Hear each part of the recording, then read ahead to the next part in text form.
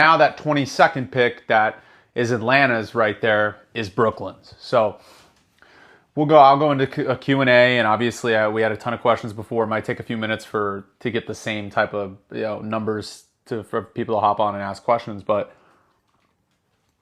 I'll go through everything. This will be on YouTube after if you miss any of it, so make sure you sub there. Make sure you check out TikTok if you're watching from YouTube. So again, no surprise at the top of the draft. Like I mentioned, Tre Johnson going 3, but now Brooklyn, 22 is the Nets. Get your facts right. Well, yeah, it just got traded. So again, Brooklyn could be trading up. So again, this is something we'll monitor. They have 5 first-round picks. So we'll see what they can do with those. Maybe they trade up for Ace Bailey at 3. Maybe Philly kind of says, look, we're going to take Ace, even though everyone knows they won't. And all of a sudden, it's a technique. Obviously, it's a strategy. And then Brooklyn trades a few of those picks and moves up. When does the draft start? Tomorrow, I believe, at 5 p.m. Phoenix trade down, maybe? I doubt it, because Phoenix really wanted that 10th overall pick. They like somebody in this draft. They would have asked for less second-round picks and 2 of their own future picks if they thought that, that 10th overall pick if they didn't have somebody in mind. Personally, I think they would have done that. That Kevin Durant trade would have looked way different. It would have been like a protected 28, their own protected 28 pick, then their own unprotected 26 or something instead of the 10th pick.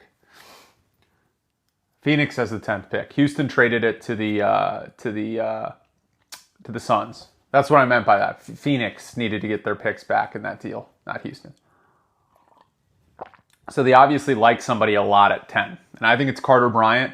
That's been a suspicion I've had for a while. I think Carter Bryant's going to be one of the better players to come from this draft. I have him ranked, what do I have him ranked? 6th? 6th overall player in this class. So Kristaps Porzingis just got traded. I know. I just made a video. Y'all should check out my video on that as well after the live.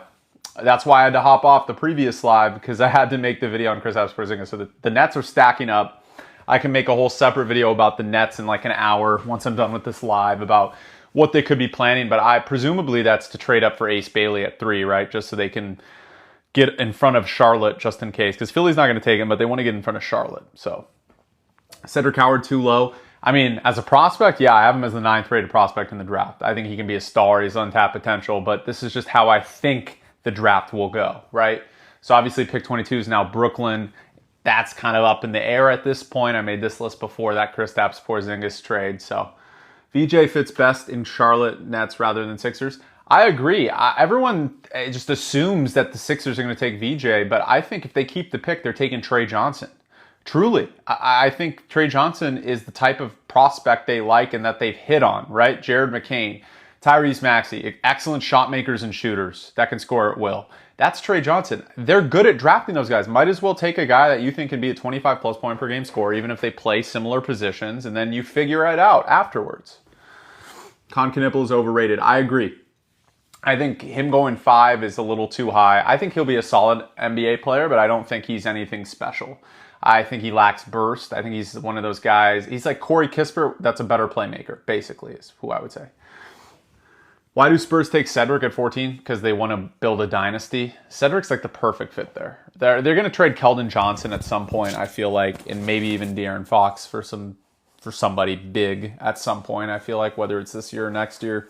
And they're going to need a wing alongside Vassell. So Carter Bryant better than Ace Bailey. I don't disagree. I mean, I think they're 5th and 6th on my draft board. So I think they're overall. So again, picks 25 through 30 come out tomorrow. There's only 30 NBA teams, so there won't be pick 31, 32.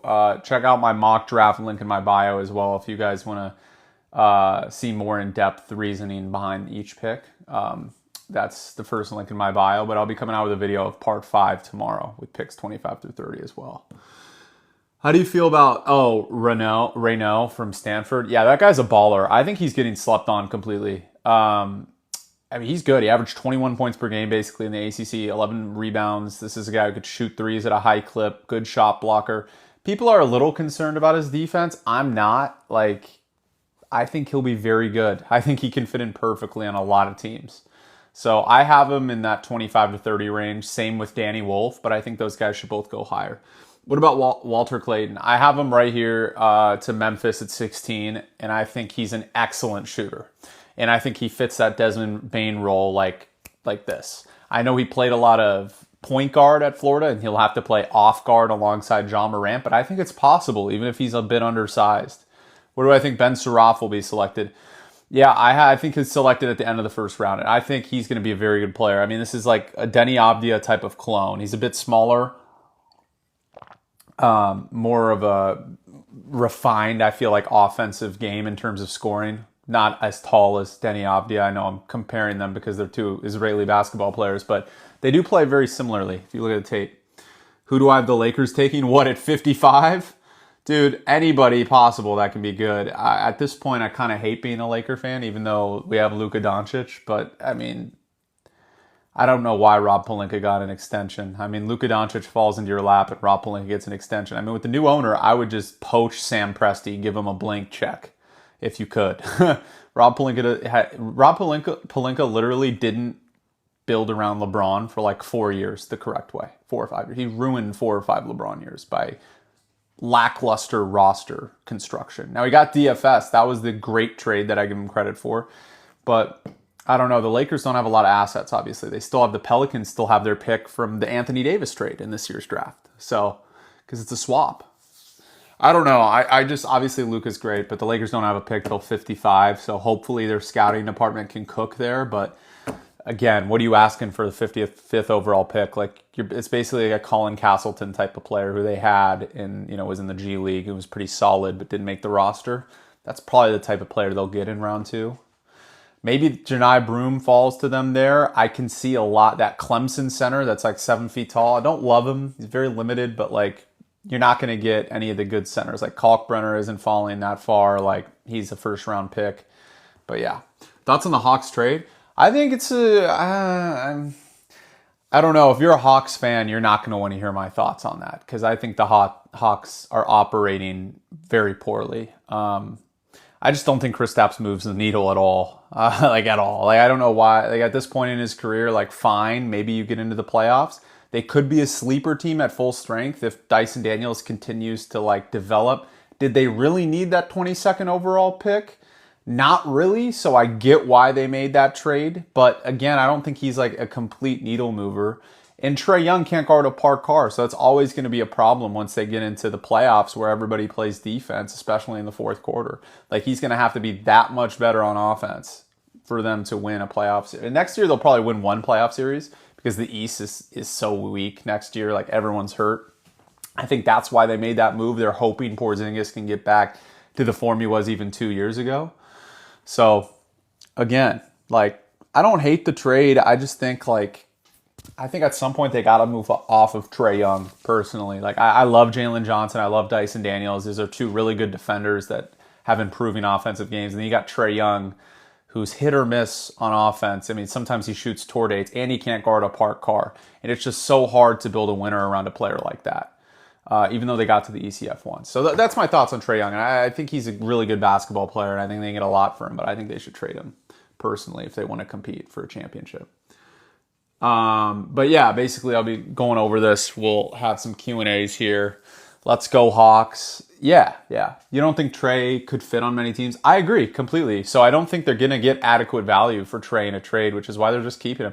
And look, he can get hot. He has that clutch gene. So at the end of games, if you can keep it close enough with him on the floor defensively, yeah, he can hit a game winner. Like, he's got that, ice Trae. He's got that clutch gene. I like him as a player. I just don't know if he can be the one on a championship team, right? And it's hard because not many players can be the one on the championship team. And that's why I think when you have a guy like Cooper Flagg in this draft, people are like, okay, it's very rare we get a prospect that can be a one on a championship team probably in 5 or 6 years. And I don't even know if Cooper Flagg can be a one on a championship team. He's at least going to be a 2, like, guaranteed. So that, to me, that's like Andre Karolinko, Scottie Pippen, like that. I feel like that's Cooper Flagg's career minimum. And that's crazy to say because those are two excellent basketball. Like, people forgot Karolinko, like, how good he was early on in his career. And Scotty's obviously first ballot Hall of Famer, top 25, 30 player of all time for a lot of people's mind. But again, I think it's tough to compete in the NBA because you kind of have to hit on the upside of getting a superstar. Like, the Pacers would have been the first team to win a championship without a top 5 player since the '04 Pistons. But guess what? Someone with the top 5 player did win the NBA championship, and it was the team that was the best team in the NBA all year long. So at some point, you have to think like getting a superstar is that much more important. Where's Rasheer Fleming? I love Rasheer Fleming, guys. I love Rasheer Fleming, but I have him a bit lower in this mock specifically. Jace could go higher. That's another great point. I love Jace Richards. Jace Richardson's like going to be your favorite hooper's favorite hooper in a few years. Like, the way he plays basketball, just as someone like obviously I was never good enough to play in the league or anything like that. But when I played basketball in high school and all that, like in AAU and stuff, like, you would admire players that just had an advanced feel for the game. Because right now there's a lot of AAU shit going on. Like, people are just like ISO basketball. Have you ever played at LA Fitness, or you play it like on the court, on the streets, which I hate to play at like random outside courts or LA Fitness because everyone just has ISO ball and they're not good. Like, they don't move the ball. Jace Richardson's one of those guys who can pick his spots and score at will, but he kind of does like every right thing on the basketball court, right? So like, that's a type of player that I think is awesome. And that's why we've seen a lot of the European players dominate in the NBA in recent years, is because they play unselfish basketball. A lot of them. Now, Luka obviously plays selfish. Well, you could argue he plays unselfish basketball because he averages 10 assists a game, but most of these Europeans are dominating the league because we have the AAU system is broken in the United States. Like, that's the big problem there. And American basketball players are just so ISO heavy, and now they're just gonna try and get like Shea and just foul bait. And I love Shea. Like, what Shea can do, Shea's skill set is awesome, but like the way that he's officiated, I think is going to directly correlate to younger basketball players. But that's a whole different conversation. Yeah. You've heard Jace compared to DJ McConnell. Yeah, he's just a winner, dude. Like, I mean, there's certain things you can't teach. Like, Jace has it. Like, he's only 6'1", but like, to me, that doesn't matter. Like, it's the same thing with Walter Clayton. Like, people are like, oh, Walter Clayton's old. He's 22. Like, I don't care. He can play basketball at a high level. Like, if I'm ready to compete, that's why I have Neat Clifford so high at OKC. Like, don't be shocked if Neat Clifford goes in the top 10. Like, he is ready to be in the NBA right now and contribute on a contender. Like, honestly. Thanks for giving us fears. They have the 22 pick. I know. I made this list before, obviously, the Nets made the trade. I think the Nets could trade up, though, for Ace Bailey at 3. It's possible. I think that's in the cards now with 5 first-round picks. They're not going to keep all 5. They're going to make a trade. What are they cooking?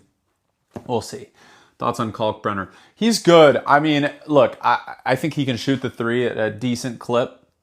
I don't know if he's going to be more than a role player in the NBA, but I think he can fit. I mean, he's underrated defensively. Like, I feel like people don't give him enough credit for how he moves interiorly and down low. Like, I think he's better than people think. It's the same thing with Reynaud. Like, Reynaud is not as good of a defender as Kalkbrenner, but like, he's more of an offensive guy. But I think those two guys are pretty underrated.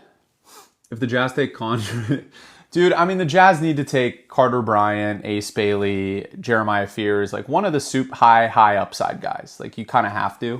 If they take Concanipple, that's such like a safe pick. You just don't do that in the top 5. And I don't hate Con at all.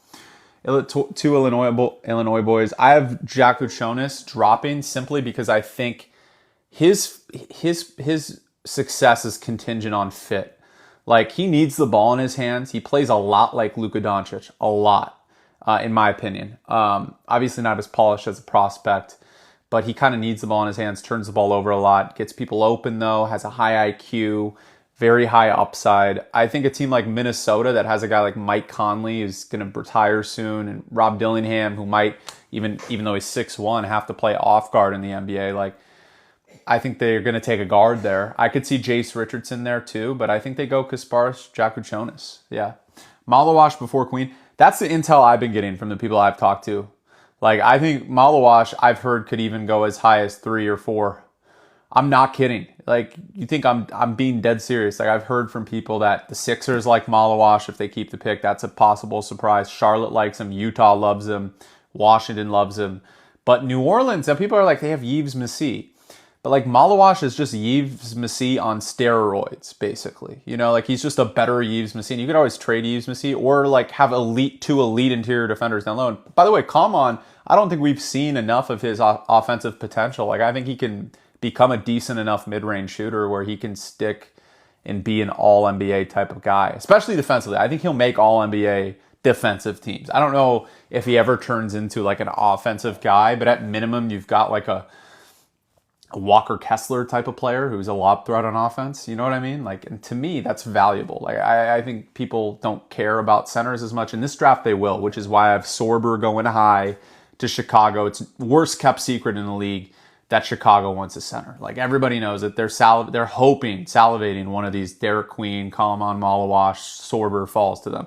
And the same thing with Toronto. Like, I think Toronto wants Kalaman so bad, and they're hoping New Orleans or Brooklyn takes Derek Queen and Kalaman falls to them at 9. But I think they'd settle on Derek Queen, even though he's more offensive than defensive guy. Murray Boyles. I love Murray Boyles. Watching him play, he kind of plays a little bit like Julius Randle.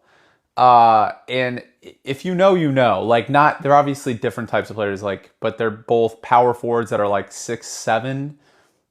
They have playmaking ability. They can score inside. They can shoot a little bit.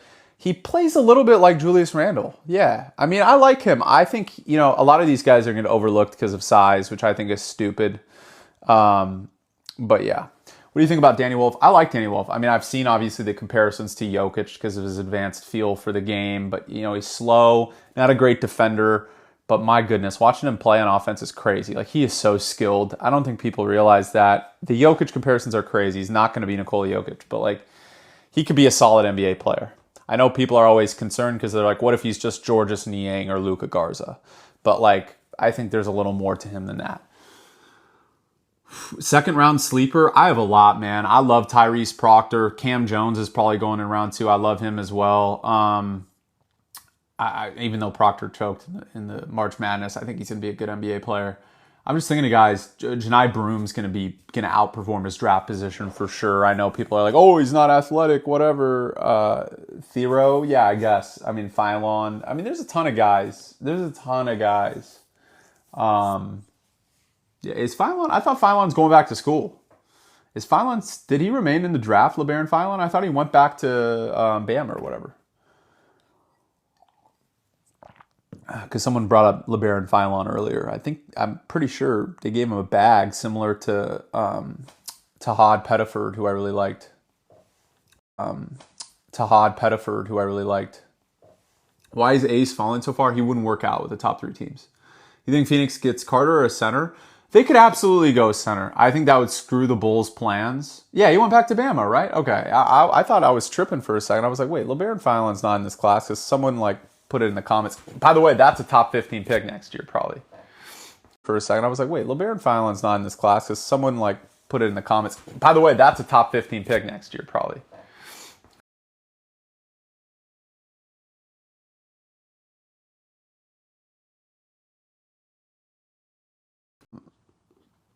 Yeah, sorry.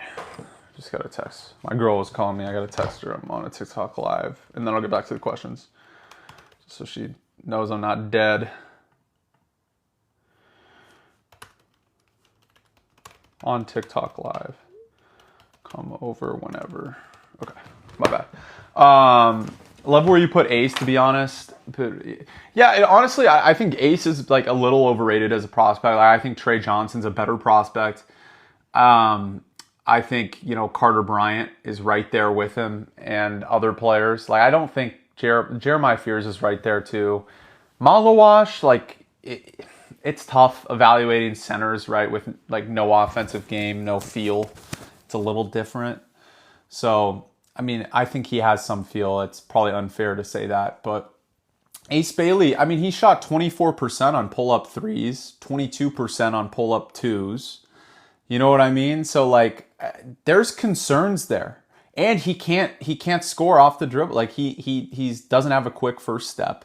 He's athletic, but it's you know what I mean? There are a lot of Jabari Smith type of concerns with Ace Bailey. To me, they're extremely similar prospects. Remember when Jabari Smith was at Auburn and people were and Jabari Smith's a great defender, good shooter now, but I wouldn't say he's a bust. He's a solid NBA player with a ton of upside still, but when he was at Auburn, people were oh, he's going to be the number 1 overall pick. We love this guy. But you notice he couldn't, he had a lack of a first step, of explosive first step. So that's like a similar thing with Bailey. It terrifies me if I'm an NBA GM and I have to bank on the shooting, especially when he's like 34% on pull-up threes and 22%, 24% on pull-up twos, right? Because at minimum, with a guy like VJ Edgecombe, you know the explosiveness in the first step is always going to be there. Even if he never develops a jumper, you know, he can be like an Amin Thompson type of guy, but like shorter. You know what I mean? Like the playmaking isn't as vast, but like if he never develops a jumper, he can still be in the NBA, right? But with Ace Bailey, if his jumper fails, bust potential right there. Like, you know what I mean? Like he needs his jumper to succeed. I like Ace Bailey still. I still think he'll be a solid NBA player. He has a boatload of upside, but like, I just am not as confident on the evaluation as him as other people, especially because I was a big proponent of Jabari Smith and I went to watch him at Summer League against Paolo, and I was lower on Paolo than a lot of people, honestly. Like at Duke, I thought Paolo was a beast, but I had Chet and I had Jabari ahead of him, and I had Paolo as the third. And I'll be honest with you, I was obviously wrong in that one. And you know, I watched him play Summer League, and I'm like, dude, Paolo's first step is crazy. I don't think on the TV, like when I was watching him at Duke, I didn't see it as much. But once I saw it in the Summer League and Jabari couldn't get off of his first step and get down to the lane, I was like, man, this guy's cooked. This guy's career is cooked, unless he can be like a 40% three-point shooter. Opinions on Chaz Lanier? I like Chaz Lanier. I think the Clippers should draft him. The Clippers are kind of in a year window right now, which is probably the last year of James Harden and Kawhi Leonard before they start to go after, you know, Zion and LaMelo or whoever they want with their next star era, Bomber or whatever he's going to throw at people. I think they should go scoring. They were 25th or 6th in offensive rating. We know they're going to be a good defensive team. They have to draft shooting, scoring. Chaz Lanier can just score at will. I don't care if he never is valuable defensively or if he never is, you know, if he's just like a spot up shooter, like that's great for them. That's what they need, you know, and he can get to the rack and score. So I think that'd be a great pick personally. Do Lakers attempt to move up? No, I don't think so. I don't think so. Yeah. What about LeBron? What do you mean about LeBron? LeBron's going to just accept this player option, right? And come back to the Lakers for one more year. Ace Bailey. Yeah. I mean, Ace Bailey, I have right there at 6, right? Like, I think that I don't think the Sixers consider him. If I had to guess right now, if Brooklyn doesn't trade up to the 3rd overall pick, I think that it's between Tre Johnson, who I think they do take, VJ Edgecombe, who everybody thinks they're going to take, except me, and Kaman Malawash, who I've heard rumors they're high on Malawash.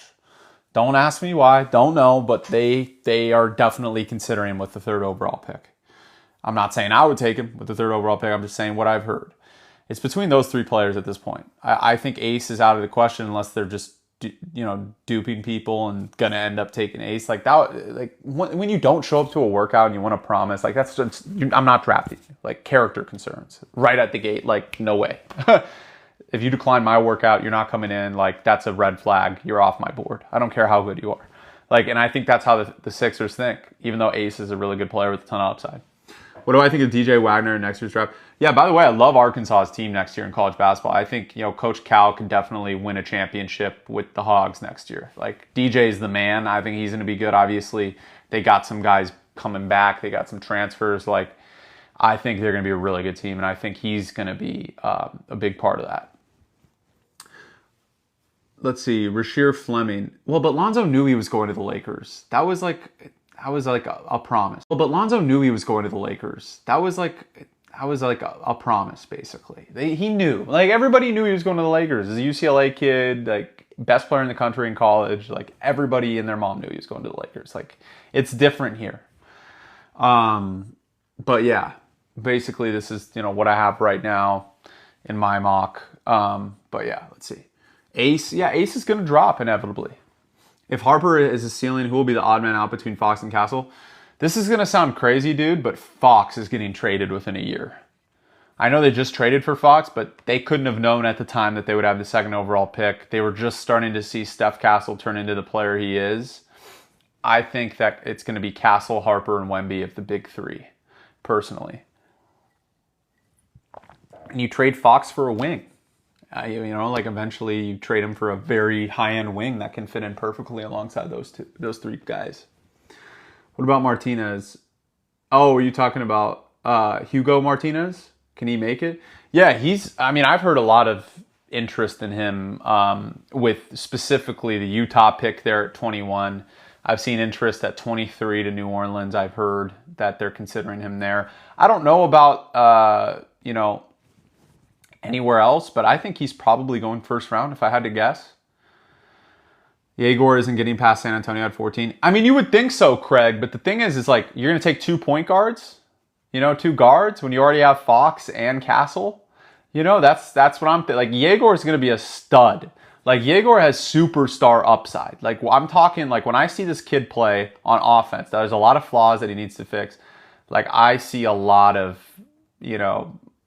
high-end playmaking. Like, I see, like, a 16-point-per-game, 10-assist guy in the league in his prime. Like, I think he can be excellent. And he was, remember, the 4th overall guy going into the circuit last year. And he dropped because, he had some inconsistent shooting at BYU. But he shot great in the tournament.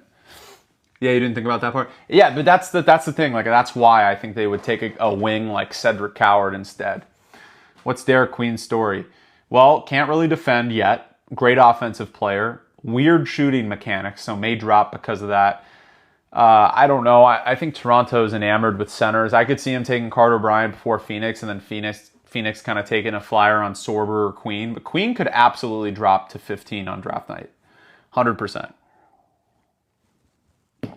This is where I think these guys are going to go. Yeah, this is my mock draft. And again, I'll be coming out with more content there, so make sure you follow me for more NBA draft content for the next few days, coverage like that, and post-draft analysis, and of course, free agency coming up as well. I'll be covering all that. You want Sorber on the Spurs if he drops? I mean, dude, Sorber's a baller. Like, I don't think people realize, like, yeah, he's good. Who do I want the Celtics to take? The worst player in the draft, since I'm a Lakers fan. But who should they take? I mean, Danny Wolf kind of fits. Like, okay, they need to replace Luke Cornett. They need a center. Like, Danny Wolf or Kalkbrenner makes a lot of sense there. Both guys that can shoot, that have some offensive feel to them. Like maybe Maxime Renault as well. I could see there. They need a center. I think they're going to take a center for sure. Grizzlies probably going to take a 3-and-D. Yeah, everybody seems to have the Grizzlies taking Coward or somebody like that. But, Walter Clayton to me, he could slot in at the Desmond Bane spot. Now, he's not as good as Desmond Bane, and I still think Clayton can be an excellent NBA player. I truly think he can come in and average 12 to 14 points per game his rookie year. He has that jumper. He has the shot creation. Defensively, he's a little bit of a liability right now, but I think he has shown the effort to, because defense, a lot of it is effort. He's not the tallest guy. Bane's 6'5", Clayton's 6'3", so I think he can go and play off guard for Memphis right now. Because I think Memphis can still compete. They traded Bane, I get it, whatever. I don't think they're rebuilding. I think it was one of those things you're going to offer me 4 first-round picks? Of course, I'll give you Desmond Bane. You know what I mean? Get off a max contract, stay under the first apron. It made a lot of sense for them to do that. And Kleiman is one of the best GMs there is, the Memphis GM. He's done a lot of great things in scouting department. I think he gets unnoticed because it's Memphis. It's a small market. But that organization runs on, that's a well-run organization. I wouldn't have fired Taylor Jenkins, but something obviously happened with their star players where they had to make that decision. What's the last draft class you thought it was a coin flip for first overall? Oh, man. Last year. Last year I thought Sar or Reza Shea, one of them was going 1. Didn't know really until the day of who was going to be there. But yeah, of course. Who do I want the Lakers to draft where? Oh, hoping the Lakers trade for Walker Kessler. You'd have to trade Austin Reeves for Walker Kessler. If they can keep Reeves and get Kessler, I'm trading everybody. Rui, Dalton Connect, both of them, the first round pick unprotected to Utah for that. Everything if I can keep Reeves. Reeves is on the best contract in the NBA. He's making $20 million a year. He's probably worth close to a max. I know that might sound crazy to you guys, but Reeves is still underrated, I feel like. And I don't think people realize if you actually watch the games, Reeves, yes, he should have shot better in the playoffs. But also when you have Luka and LeBron, 2 ball dominant guys there that want the ball in their hands and the offense runs through them, it was super hard for Reeves to get into a rhythm offensively. And that's why he scored 40, 10 and 10 or whatever against the Pacers, because there was no Luka, no LeBron in that game, and he kind of just took over and did his own thing. So I still am in on Reeves, But yeah. Let's see. Where's McNeely? 24th. I think he's going to drop, man. Like McNeely, I don't think has a lot of upside. I think, I think he's a little soft. Maybe that's unfair to say. I don't think Hurley particularly liked him either. I'm not saying I've heard people that have said that, but I just don't think he's a 6'7" shooter. Like I don't see the shot, maybe a better shot creation than your typical 6'7" shooter, but like I don't think he's going to be anything special in the league. But he fits OKC because they need shooting in guys that are young. So love Reeves, but it's time to let him go. I mean, for Kessler, okay, what are you getting back with Kessler? Like, okay, Reeves, because he wants the extension, sure. Okay, you get Walker Kessler. Who do you get with Walker Kessler? Like, if I can get Cody Williams or if I can get Taylor Hendricks and I give Reeves and Connect or Reeves and Rui and a pick, I'd be down for sure. If you can get one of those younger guys that they have. Because they're not getting rid of Collier. Like, Collier is a stud. I had him ranked as a top 5-6 player in last year's draft. People call me crazy. And I'm like, dude, Collier is the real deal. This guy's good. He was the #1 player in the country out of high school for a reason. Where's Fleming? I think he falls a little bit. Personally, I think he falls, yeah. Which players in this draft do you think will become all-stars? Flag Harper Johnson for sure. Fears has a lot of upside, and Carter Bryant has a lot of upside, and Cedric Coward. I think those are the guys I would look at. Malawash is more of a safe pick. Bailey has all-star potential, but unlikely. VJ could, but might just be, a 20-point-per-game athletic guy. It might be kind of like Victor Oladipo, where he's one-time all-star maybe. But other than that, I think Yegor Demon can turn into an all-star. I think there's a lot of talent in this class. Like, there's some safer picks, but yeah. Anyways, I got to run though, but make sure you check this out on YouTube after. I'll be going again tomorrow live, but make sure you go check this out on YouTube if you missed any of it, and follow me on TikTok. I love all you guys, and I'll be back on tomorrow on live, and check out all my videos and follow me. Appreciate it.